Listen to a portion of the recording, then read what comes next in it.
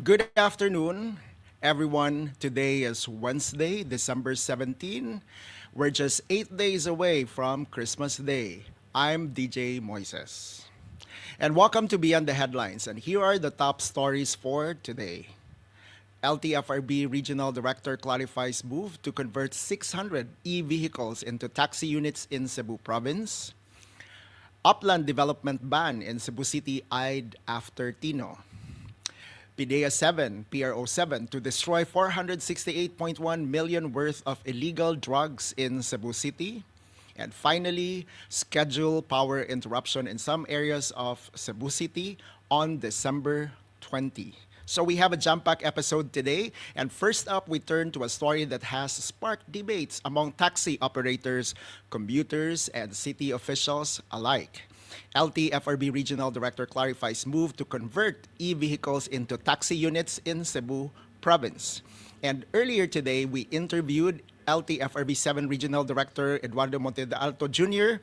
to clarify on the move.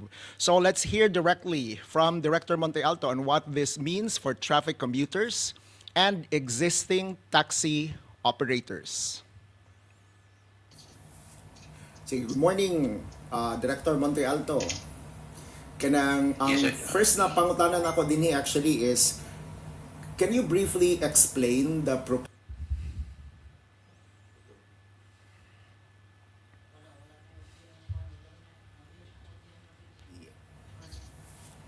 Sige, good morning, Director Monte Alto. Kanang Yes, sir. first na pangutanan ako dinhi actually is, can you briefly explain the proposal to convert around 600 electric vehicles into taxi units? Actually, dili na siya conversion, no? Kuwan gina siya kaning additional slots gina siya, conversion ng good kining from another denomination to taxi. Ang lahi lang ani full electric ni siya 600 units. Dunay memorandum circular nga gipadala nga atong central office. Then regional office of the LTFRB will implement the memorandum. So are these additional units then? Hello? Hello? Yeah. So are these kanang additional units then? Matawag na to nag-additional units kay doon naman tayo existing ang mga regular taxi o kining atong premium. So doon na tayo regular taxi, na po tayo premium kanang mga black nakita ninyo, o na po tayo yellow taxi kanang sa airport. So matawag na siya additional slot. And then unsay comment nimo ani about sa kaning taxi operators ba when they say nga additional units kaning 600 will only worsen traffic and not improve mobility? Ang light. Ilaha po na siya nga kung ano, actually nagsigipan big meeting na ilaha po na siya nga opinion, pero programa ko din niya sa atong gobyerno nga nasa atong evidal nga kinahanglan na kita mag electric nga vehicle tungod sa kuan atong dependency sa fuel o atong pollution. Then open naman po na naunta sa uban kanang ilahang mga units kini atong mga existing operator. Pwede na po na sila karon nga mag-substitute kung doon na for substitution nila nga units into electric or hybrid vehicles. Yes, and then unsay comment nimo ani kaning when they said that there was no consultation at all? Nakulatra daw sila nga niabot ng nigkalit. Actually sila pa ganyan nakauna og kahibalo sa kuha kay ning ari man na sila nangayo sila og comment po sa kuha sa una kita mo meeting wa na sa opisina ako og kahibalo nga dinay ingana kami wa kahibalo sila dunay kuan balita nga na-i-open nga electric taxi tungod sa sayo man gud ni abot diri nga wa pa advice kana na ang mga units motong among gisigutan nga ang regional office mo implement ra gid na kay ang atong think tank na magit sa central office din nakita po na nagyud nga kakulangon sa tibuok ang kuan mo gud ang nationwide nga kakulang sa atong taxi. So di pud siguro maayo nga mabiyaan ang Cebu nga wala tay electric mo nang actually ang provisional authority ana gikan sa central office ang atong gibuhat lang diri sa region nagkuan mi inspection. So nagkuan mi inspection na sa ilang mga units kung compliant ba itong mga requirements for taxi. And then kanang naman dinhi kanin sa kwan ba na ang LTFRB will eventually schedule a hearing no regarding the introduction of the 600 EVs. What if during sa outcome dili favorable unsa may course of action na to ani? Mag-hearing man tanong kung kumpleto na gid ang ilang requirements, kung kumpleto na amo nang ipadayon ibalik na mo na sa central office kay tuwa man dito ang provisional authority nila mo ipahibalog mo ni. Pero kung kulang ang ilang mga requirements amo nang mo po na resulta sa among resolusyon nga kulang pa niya kinahanglan pa ni i-comply. So naman tay mga guidelines for basis ang atong schedule ana instead nga December 18 na move o December 23 10 o'clock in the morning. Okay. And then ang final question lang nako here is ni issue man gud si Governor Pam Baricuatro no about the provisional authority granted to green and smart mobility. And ang question ako din hipod is why were they really given the license to operate instead of being a supplier? Ang kanini kuan siya kanang ang license mo na siguro ipasabot nimo franchise. Oo. Kanang CPC na to. Provisional authority pa ning atong i-issue, gi-issue sa central office na mo. So kung man ani na pay provisional authority pending the decision nga mao na toy pagawa sa atong franchise. And so they will really be given the operator license kaning green and smart mobility. Eventually mao ginay mahitabo no kay naa naman may case number na dito sa central office. Mao lang akong gipasabot sa mga operators nga ang regional office o implement lang what is the guidelines from the central office. So ato pong suportahan gihapon ni Asia kay kining para mapuni sa kayuhan sa tanan no ang dunalay medyo opposition na siyempre ang kining atong mga daan nga mga operators doon na po ni kapag duha-duha kay mudaghan man po sila na sila kakompetensya pero dili man po ni mahitabo nga kuan kining mahimong kompetensya nila kay kung pananglitan to improve the services siguro manikamot po ni sila kay akong mabalitaan gusto gani nila unta na mo substitute po o kining electric vehicle sa pagkauna magud ani nga kuan abi magud nila or abi po namo nga kining 600 kuan makakuha po sila ilahang slot so na may available na daan ni ang kining green taxi so nakunot gid nila og apply. Okay. Sige, so ang kuan I said na last na to na ko nga question but ang last na nga question is unsa gid ay role sa kanang region office ba in with respect to the central office? Will it just be an implementing body or naapoy consultation on your end to give them a feedback on what works for the region? Magkuan po naapod mi number one is implementing body. Number two, naapod mi pwede pod mi mo patawag og consultation kung na magani direct ikan po sa central office kung unsay ilang kay kini amang god nga kuan nationwide man siya sa central gyud siya namo kini ang atong green taxi. So kung unsay ilang guidelines nga magpatawag i-direct mi nga magpatawag og consultation that's the time nga magpatawag mi dayon Ang ato magong LTFRB, doon ay Moto Proprio Authority. So, i-implement nila ang Moto Proprio, sila na yung nagpatawag.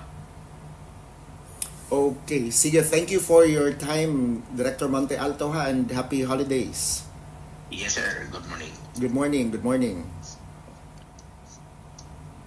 So that was the interview that we conducted earlier today with Region 7 LTFRB Director Monte Alto. And also earlier today, Governor Pam Baricuatro issued a comment, and I would read the comment. It says, I vehemently oppose the provincial authority granted to green and smart mobility that allows deployment of 600 EV taxi units to operate in Cebu province. The issue is not environmental nor the EV technology itself. The core problem lies with the license to operate. Issuing operating licenses under provisional authority under these circumstances risk unfairly displacing our current taxi operators who have complied with the rules, paid their dues, and trusted the system to deliver orderly, safe service. Key concerns: license versus supplier model. Why should these international entities be given operator licenses when their role could be as suppliers or fleet add-ons rather than as licensed operators responsible for data, safety, local standards, and route planning? Impact on existing operators. This move could sideline established taxi drivers and fleets, threatening livelihood and the stability of our transportation ecosystem. Traffic and road safety. Cebu's traffic is already challenging. Adding 600 new vehicles, even if EV, without robust traffic management could worsen congestion, parking, and safety conditions for all road users. Regulatory clarity. We must ensure transparent, enforceable licensing, clear accountability, fair competition, and a verified plan for maintenance, insurance, and other rider protections.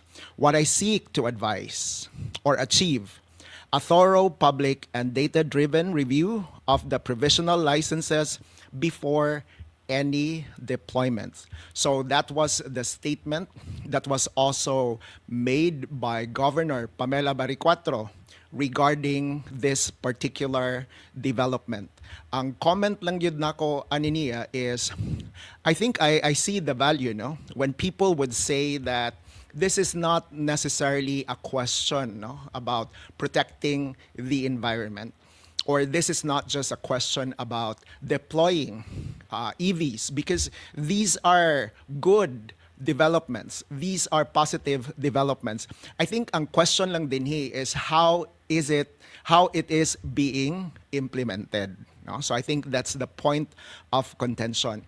When we would, at least akong nadungog kaganina, pag-interview nato ni pag-interview nato ni Director Monte Alto, he actually sounded like it was a project coming from the central office in which they are just implementing. So ang question pud nako ani, which was also asked during the interview earlier, is unsa gyud ay role sa LTFRB 7? Is it just an implementing body?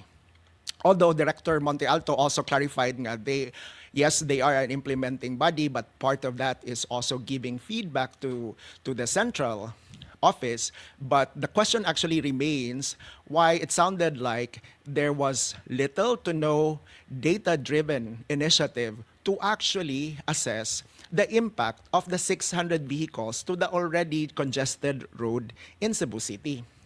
Kay karon makita naman gid nato nga huot na gid ang atong kadalanan, and the usual move man gud that we would hear is we would take out the non-performing or katong mga karaan na gid kaayo nga mga sakyanan which are part of the existing fleet, and then we will replace them with new ones, and portions of this are EVs.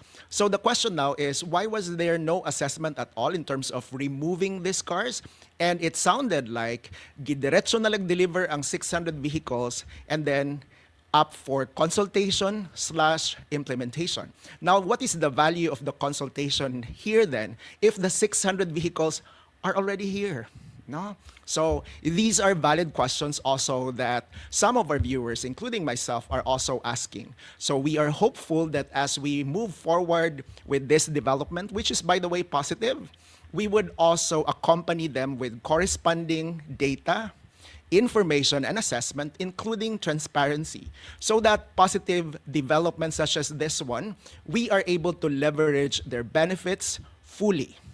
So what began as a discussion about the green technology, we are now going to move forward to another decision making in which the community is doing.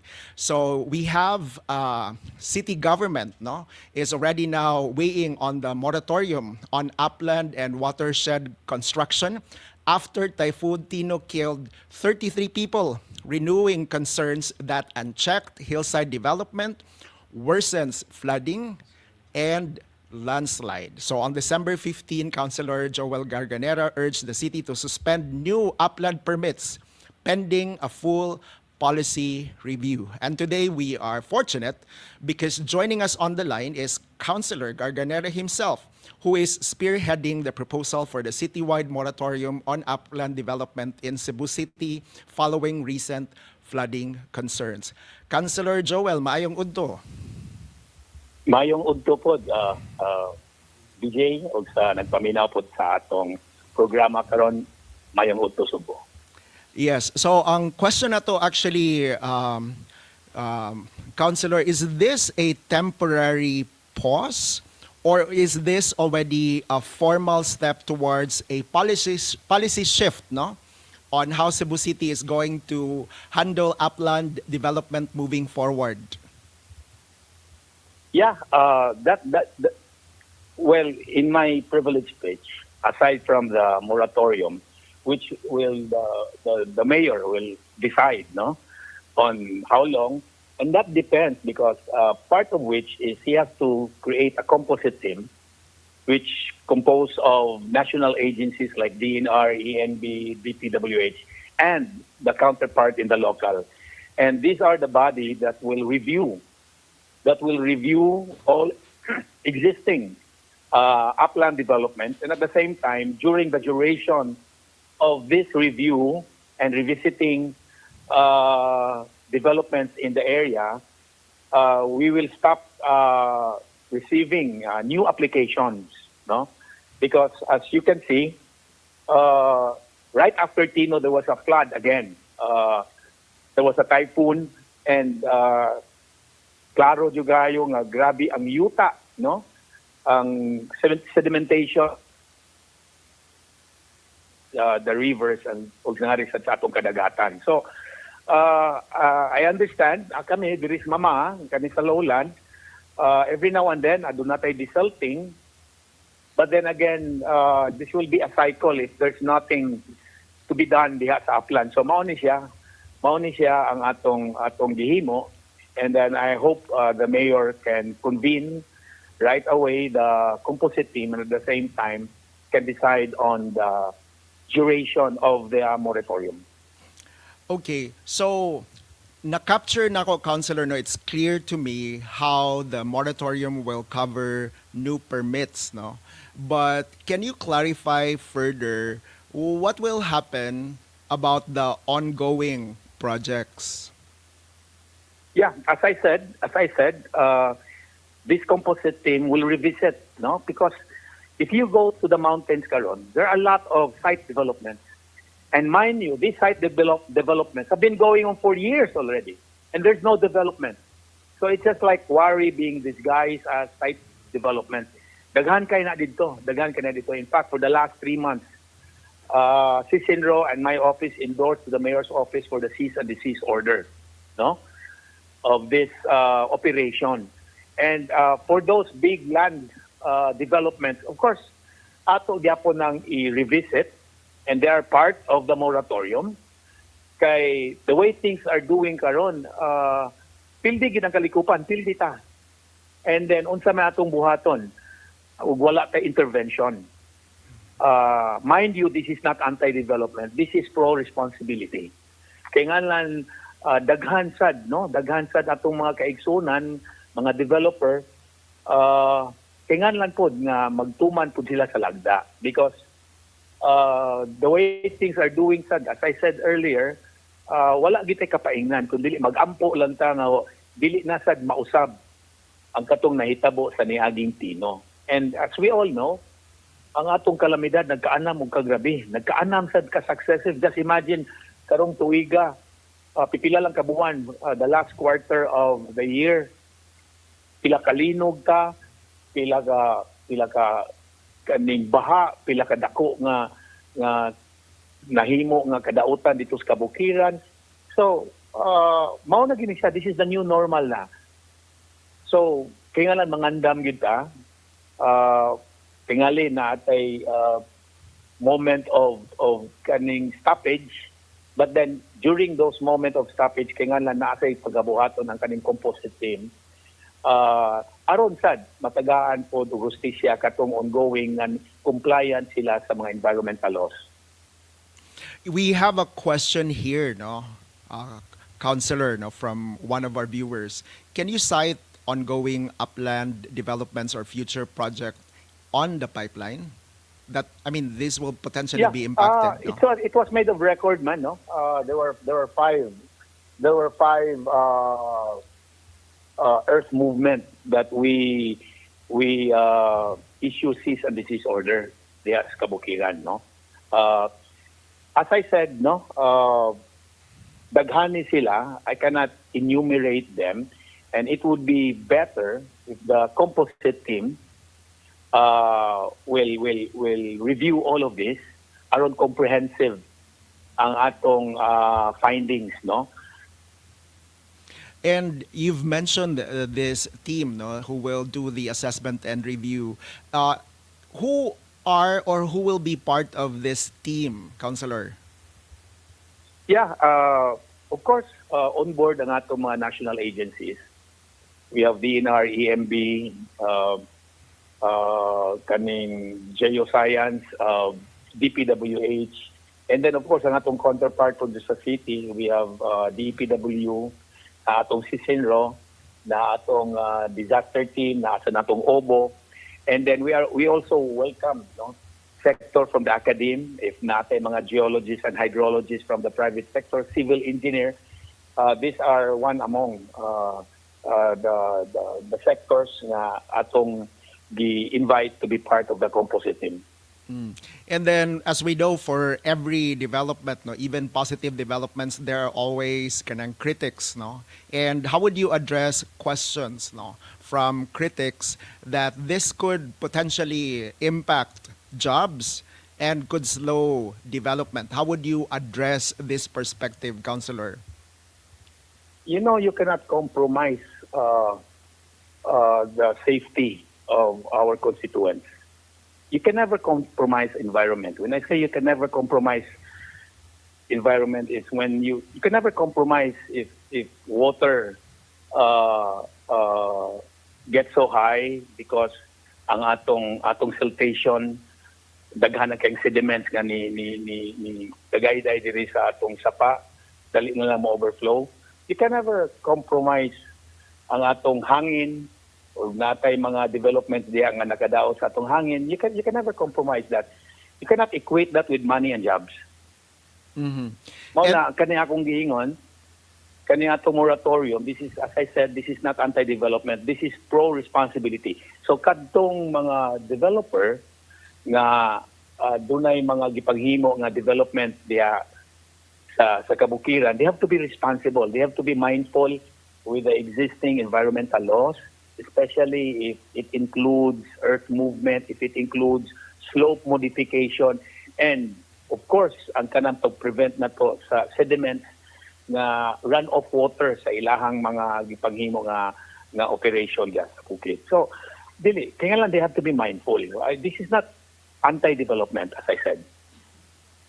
And finally, Counselor, just in case during the assessment, no, of the ongoing projects, violations are kanang spotted, what would be the maximum enforcement that the city government will do, no, for these existing developments that are eventually found to have violated the guidelines? No? Of course, there are corresponding penalties. No, it depends on the gravity of the offense or the violations. I cannot make a categorical answer. Kaya depende man na kung unsa yun nga violation ang gihimo. If such violations na pabatay pamagi to rectify, if such violation pwede ra mag-penalize na to, and then depende na siya. But for me, kung dako jud kaayo nga violation, complete stoppage and cease and desist order, and then it depends on the offices on how to proceed, no?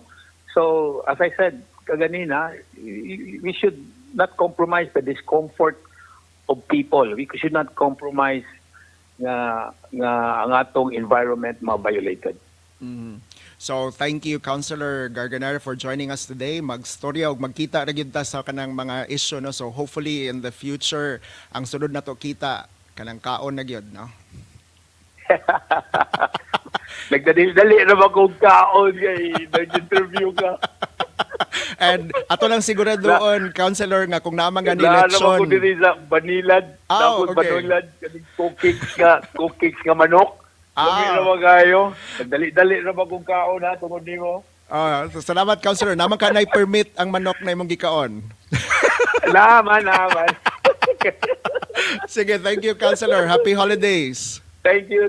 Salamat kayo. Salamat. So, shifting from environmental oversight to law enforcement, attention now turns to another pressing concern, the fight against illegal drugs.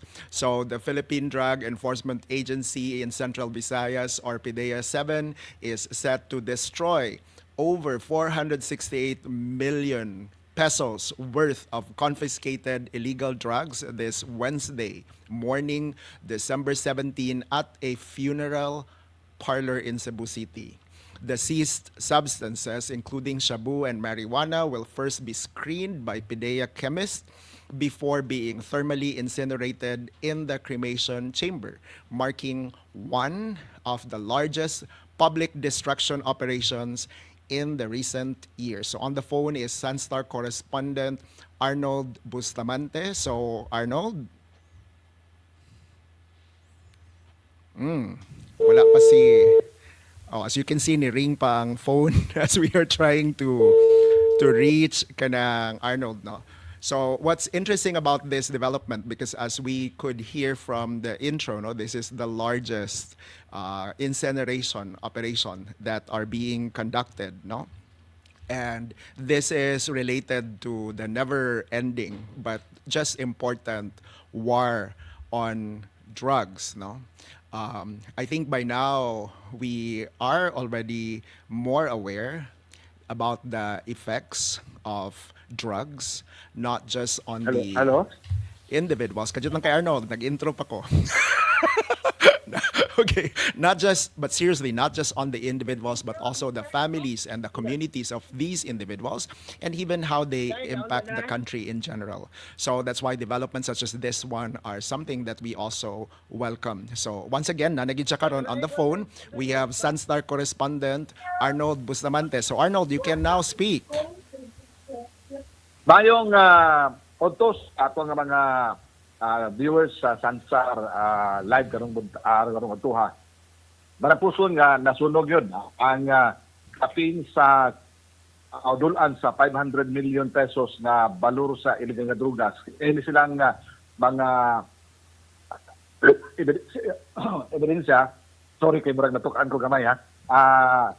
Ebidensya ni sa korte nga nadesisyonan na unya sa nagkalain-lain nga mga korte dinhi sa Central Visayas, particularmente na sa dakbayan sa Sugbo, Metro Cebu, Cebu Province, Bohol o sa Negros Island Region. Kay ito pa maning ng labay nga mga tuig, wa pa maapil ani, wa pa ni mahitabo ang Negros Island Region. So kini nga mga tuig gi dakop ang mga o nasakmit ang mga illegal na drugas o niya karong panahon na desisyonan sa korte. Mao nang niuyo ng korte na ipaubos ni sa distraction nga naa sa mga custodial facility sa PNP o sa Philippine Drug Enforcement Agency. Gawa sa Cebu, dunay mga marijuana o kato nga mga expired na nga mga tambal nga naa sa buhatan sa PDEA-7 ang gisunog sa ato nga mga otoridad. Nya nitambong sa maong kalihukan ang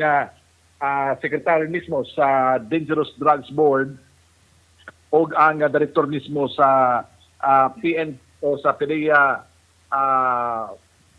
sa Philippine Drug Enforcement Agency. Ilahaning gi hatagan og pagtagad yon ang pagsunog ni gikan kay matag tuig do nahimuon nga pag-distract ang ato nga mga sakop sa Philippine Drug Enforcement Agency diha sa Cosmopolitan area diha sa Ongkera. Hindi na ginahang thermal chamber mao gigamit sa atong nga mga otoridad sa pag-destroy dili nga mao nga mga matang sa illegal nga drugas. Ang narito ang secretary mismo kagaya nga mga undersecretary nitambong sa mao nga kalihukan sa pagsunog sa mga mga illegal nga drugas nga moabot nga to sa dulan sa 500 million pesos. Si gawas nini nihatag sab sila o nga mga kining kwarta ni atong nga mga ihatag og information sa atong kapulisan lakip na sa Philippine Drug Enforcement Agency. Itawag nila og private eye. Dito ang mga informant nga gitawag nila og mga code name lang ni ang nagihatag sa PDEA, no? Si Loloy 5, si code name Uncle, si Dodo o si Toto. Nakadawat ni sila og kwota na ngubanan ni 80,000, 60,000, ang labing dako dulan sa 300,000 pesos. Sila nakahatag og information ngadto sa mga sakop sa PDEA og sa PNP na mahinungdan nga malampuso nila na nasakit ang ginaganon sa illegal nga drugas. Tuwa dito si Secretary Oscar Valenzuela o si Director General ang Director General sa PDEA si Isagani Neres. So nahuman gyud no na dito po si Mayor Nestor Archibal o ang mga opisyal sa Bohol, provincial government sa Bohol o ang provincial government sa Sugbo. Kenneth, kisa itong uncle karan? Si DJ. DJ, okay. So thank you Arnold sa imo ang update no, nakulbaan ko katong na subipan ka no kay basig na inhale nimo ba no. Sorry kayo. but kayo murag nakalitan sa ko man sudipan ko. So mo to ang kompletong asoy sa tanan sa pagsunog sa illegal nga drugas. Kini na ang murag ika-7 na matigalin ni siya sa akong hindi ko masayo pa ika-7 ika-8 na pagsunog sa illegal nga drugas sa karong tuiga sa nanglapay nga mga tuig mga doon na ito'y sunod-sunod nga pagsunog sa mga shabu o mga marijuana, nakit na ito nga mga nobin o gaman pa nga mga expired nga mga tambal nga naa sa kusturya sa PNP o sa Philippine Drug Enforcement Agency. So Ikandari sa gawas, Arnold Bustamante, back to you. yes, thank you. So that was Arnold Bustamante, and as authorities in Central Visayas carry out one of the largest public destructions of illegal drugs, which is over 468 million pesos worth of shabu and marijuana. The operation underscores the ongoing commitment to law enforcement, public safety, transparency, and the fight against illegal drugs. So from safeguarding lives against criminal threats, let's turn into the more routine but equally essential aspect of daily safety and convenience for Cebuanos. That's electricity supply. So, as promised earlier, we are giving you updates on scheduled maintenance advisory on Saturday. That's December 20. And the first update here is from 8 o'clock to 5 p.m. That's a total of 9 hours. There will be a power interruption in the distribution system serving Barangay Labangon because they wanted to facilitate primary reconductoring of affected areas. So where are these areas? So portions of Labangon, Cebu City, along N. Bacalso Street. Also on Saturday, but this time it starts at 9 a.m. but still ends at 5 p.m. So that's a total of 8 hours. And this particular interruption, the goal for this is to improve the reliability of the distribution system serving Barangay Guadalupe by facilitating installation of automatic reclosing device or a recloser. And portions affected would be a portion of Guadalupe, Cebu City along Monterrasas Road. So that wraps up today's Beyond the Headlines. We've seen how governance, public safety, community responsibility intersect, from debates over Cebu's transportation policies and upland development to decisive actions against illegal drugs and even to everyday challenges of maintaining reliable power supply. With all these stories, we have a single theme that our city's progress depends on informed decisions, transparency, and the active participation of every resident. So I'm DJ Moises. Thank you for joining us today. And from all of us here at Sunstar, we wish you a Merry Christmas and a blessed holiday season. Stay safe, stay informed, stay hopeful, and see you tomorrow.